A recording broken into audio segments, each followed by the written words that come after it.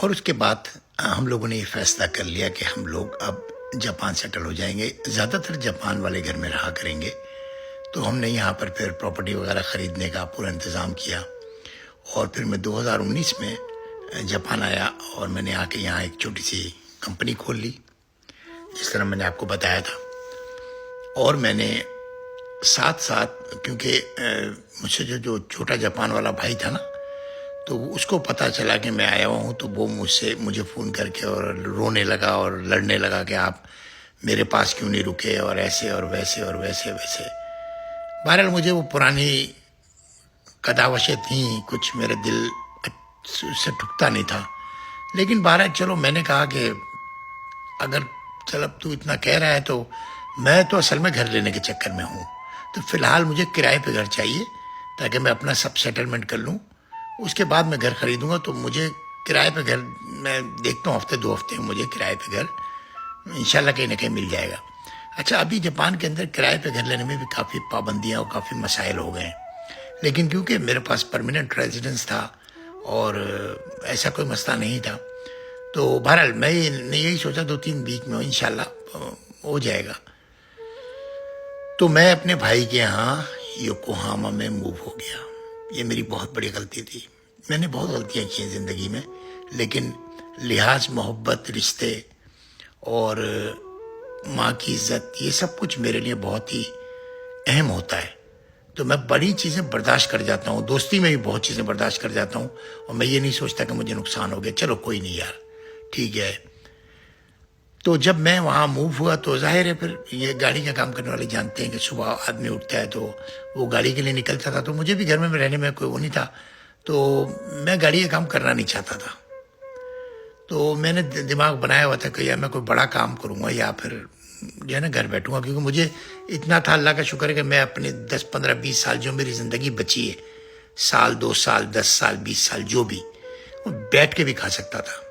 और मुझको आमदनी महीने की साउथ अफ्रीका से भी बहुत ज़बरदस्त आती है, तो मुझे कोई ज़रूरत नहीं थी कि मैं जो है ना इधर उधर हाथ पाँव मारूं। तो उसने मुझे कहा कि मैं जो है ना अमेरिकन बेस का काम कर रहा हूँ, तो आप भी साथ में कर लो, मेरे पास गाड़ियाँ कम होती हैं, कस्टमर ज़्यादा होते हैं, और उसको ज़बान का भी मसला था क्योंकि उसको इंग्लिश नहीं आती थी। और अमेरिकन जो आते हैं ना अमेरिका से, वो आके वो सिर्फ इंग्लिश बोलते हैं क्योंकि उनको जैपनीज़ नहीं आती। और मैं लॉस एंजल्स में 12-13 साल रहा था, बच्चे पढ़ाए थे, तो मुझको अमेरिकन इंग्लिश बहुत अच्छी आती थी। तो मैंने कहा चल ठीक है, मैं तेरी मदद किया करूँगा। तो फिर मैं उसके साथ चला जाता। मैं जिस भी कस्टमर वो बेस से बाहर आता था, गाड़ी देखता था और गाड़ी देख के वो पसंद, सब सिस्टम आप लोगों को पता ही है, पसंद कर लेता था और फिर वहीं पे एडवांस दे देता था। तो जो भी गाड़ी मैं दिखाता था वो गाड़ी बिक जाती थी, क्योंकि मैं उनसे अमेरिकन के हिसाब से बात करता था। तो वो पूछते थे कि तुम क्या LA वगैरह के हो, तो मैं उनको कहता था हाँ मैं रहा हूँ अमेरिका में ना, इस तरह करके मैं जान छुड़ाता था। तो 2-2, 3-3 गाड़ियाँ रोज बिकने लगी। अच्छा, इसके पास 25-30 गाड़ी 40 गाड़ी का स्टॉक होता था।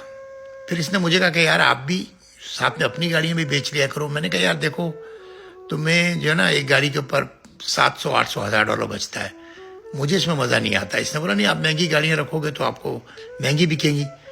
हाँ, मैंने कहा ये हो सकता है। फिर मैंने ऑक्शन के लिए कहा, तो इसके पास तो खैर ऑक्शन के कार्ड नहीं होते, इसका दिमाग भी इतना काम नहीं करता कि ऑक्शन के कार्ड बनाओ, ये बनाओ वो बनाओ। तो इसी का एक दोस्त है, वो मेरा भी जानने वाला था, तो मैंने उससे रिक्वेस्ट की, इसलिए उससे मेरा रिक्वेस्ट बनता था क्योंकि जब मैं साउथ अफ्रीका जा रहा था ना, तो जाते टाइम इसका नाम था नदीम, आज भी है, मुझे कोई एतराज़ नहीं है अगर वो ये सुन रहा हो। तो नदीम को जाते टाइम नदीम के हालात बहुत ख़राब थे। नदीम ओवरस्टे था और इसके हालात बहुत ख़राब थे। ये अपना घर नहीं ले सकता था, इसके पास एलियन कार्ड नहीं था, इसके पास गाड़ी का काम करने के लिए कोई राह नहीं थी, लाइसेंस इसके पास था शायद।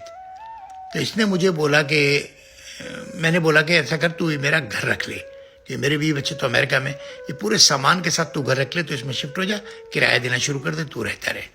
दूसरा काम मैंने जो इसके लिए सबसे बड़ा किया था ना ज़िंदगी में, ये भूल चुका है, मैंने अपना टोयोटा का मेंबरशिप कार्ड, जो ग्योहान सेंटर का कार्ड होता है ना कंपनी का, वो मैंने इसके हाथ में दिया था, और मेरी कंपनी का नाम था थोयो बोएकी।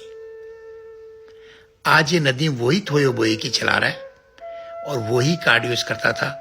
और बकौल इसके इसने मुझे बताया कि खालिद भाई मैंने उनसे बहुत पैसा कमाया, क्योंकि थोयो बोइकी का नाम इतना अच्छा था टोयोटा के अंदर कि अगर आप जाओ जिस गाड़ी पे हाथ रख दो वो गाड़ी आपकी है। बहुत मैं जब था तो 10-10 12-12 गाड़ी डेली उठाता था टोयोटा से, गिवान सेंटर से। वही काम इसको दे दिया मैंने, अब भरा हाथ। लेकिन अब दुनिया इन चीज़ों को भूल जाती है। तो जब मैंने इसको कहा तो इसने बोला हाँ हाँ खालिद भाई क्यों नहीं, ऐसी बात कर रहे हैं आप, ये है वो ना। तो मैंने कहा कि मेरे को तो इतना मसला था ना कि बस मुझे कंपनी रजिस्टर्ड करानी थी, रजिस्टर्ड हो गई थी मेरी कंपनी, बस मुझको जो है ना थोड़ा सा जगह वगह लेके और अप्लाई कर देना था कार्डों के लिए। कार्ड कौन से मुश्किल है यहाँ जापान में। वो गारंटी मांगते थे उस वक्त में कि किसी जापानी गारंटी, मेरे पास बहुत जापानी थे ऐसे जो गारंटी दे सकते थे। तो वहाँ से उस नदीम के कार्ड, नदीम ने क्या किया कि मेरे लिए एक अच्छा काम किया कि उसने मेरा कार्ड ही बनवा दिया कि मैं जैसे ये मतलब उसका साथी हूँ या उसके यहाँ काम करता हूँ, मेरा कार्ड बनवा दिया उसने। तो मैं फ्री हो गया, मैं अपने हिसाब से जाके गाड़ियाँ उठाता था और जो पैसे होते थे वो नदीम की कंपनी को डाल देता था और नदीम की कंपनी वो पेमेंट कर देती थी। तो इस तरह नदीम का मेरा मिलियनों का काम हुआ, 1-2 नहीं, मिलियंस का काम हुआ मेरा, 2-2.5 साल मिलियंस का। नदीम ने मेरे साथ कोई हेरा फेरी नहीं की, नदीम ने मेरे साथ कोई हाथ नहीं दिखाया। छोटी मोटी चीज़ें थी जो बर्दाश्त के काबिल थी, बाकी कभी नदीम ने मेरे साथ कोई वो नहीं किया। मालूमात भी जो मैंने अगर उससे कुछ पूछा ऑप्शन का इसका उसका तो सब बता दिया उसने, खालिद भाई ये ऐसे ये ऐसे।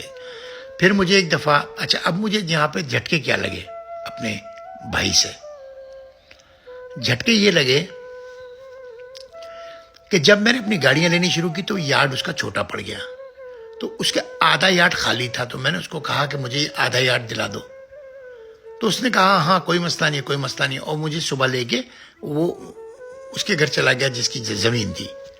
वो बुढ़ी थी, बुढ़ी ने मुझसे बात की, बड़ी खुश हुई, कहने लगी हाँ हाँ बिल्कुल ले लो भाई, आदि मेरी पैसे आएंगे ये आएंगे। और उसने मुझसे मेरी कंपनी के पेपर मांगे, मैंने पेपर दे दिए और उसने कहा कल मैं सब एग्रीमेंट बना लूँगी तो मैं फ़ोन करूँगी कल या परसों। हम आ गए और फिर वो ज़मीन जो थी 2 दिन के बाद उस बुढ़ी ने मना कर दिया। मैंने इसको कहा कि फ़ोन करके पूछो, तो इसने मुझे कहा कि खालिद भाई वो मना कर रही है। मना करने का कोई जवाब नहीं था। मगर मैंने कहा कि अच्छा, मेरी ये जो कंपनी थी ना, ये कंपनी थोयो बोइकी ही थी जो 1985 में रजिस्टर्ड हुई थी। नदीम ने जो अपनी कंपनी बनाई थी वो उसने नाम यही रखा था क्योंकि कार्ड कैंसिल ना हो जाए, थोयो बोइकी। तो मैंने भी थोयो बोइकी ही नाम रखा था अपनी कंपनी का, क्योंकि वेल नोन कंपनी थी वो 85 की। कोई जवाब नहीं बनता था। और उसके बाद मैं दूसरे दिन उस बुढ़ी के पास चला गया अकेला, और मैंने जाकर उस बुढ़ी से पूछा कि तुमने मुझे जगह देने का कहा था, तो तुमने मुझे जगह क्यों नहीं दी, कोई प्रॉब्लम है? तो उसने कहा कि देखो तुम्हारा भाई गाड़ी का काम करता है ना, तो उसने कहा कि अगर तुम मेरे भाई को भी जगह दे दोगी तो मेरा काम खराब होगा। मुझे ये बहुत बड़ा शौक पहुंचा, क्योंकि एक तो मेरा भाई मेरा शागिर्द था, दूसरा 2-3 दफ़ा मुझे डैमेज कर चुका था, मुझसे फ्रॉड कर चुका था। तीसरी जब मैं जापान आया तो मेरी इतनी भी हेल्प करना नहीं चाह रहा था, यानी अपने घर में रख के और मुझको ख़त्म करना चाह रहा था। दुनिया बड़ी जालिम है, इस बात का अंदाज़ा मेरे भाइयों ने मुझे दिया, दूसरों ने नहीं दिया। दूसरे किसी ने मेरे से कोई चीट नहीं की। जापान में किसी ने कोई मेरा पैसा नहीं खाया। बहरहाल जिंदगी ऐसी होती है। खुश रहें।